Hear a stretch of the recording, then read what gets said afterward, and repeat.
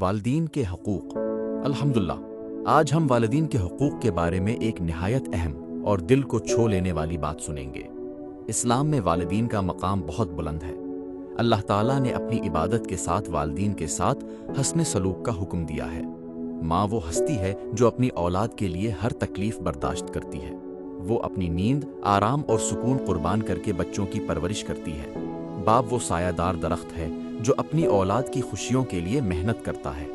وہ اپنی ضروریات کو پس پشت ڈال کر بچوں کا مستقبل سنوارتا ہے۔ اس لیے ہر مسلمان پر لازم ہے کہ اپنے والدین کی عزت کرے، ان کے ساتھ نرمی، محبت اور احترام سے پیش آئے۔ والدین کی بات کو غور سے سننا بھی ان کے حقوق میں شامل ہے، اور ان کے دل کو ٹھیس پہنچانے سے بچنا بھی ضروری ہے۔ رسول اللہ علیہ وسلم نے فرمایا کہ والدین کی رضا میں اللہ کی رضا ہے، اور والدین کی ناراضی میں اللہ تعالیٰ کی ناراضی ہے۔ جو شخص اپنے والدین کی خدمت کرتا ہے، اللہ تعالیٰ اس کی زندگی، عمر اور رزق میں برکت عطا فرماتا ہے۔ زیادہ خیال رکھنا چاہیے۔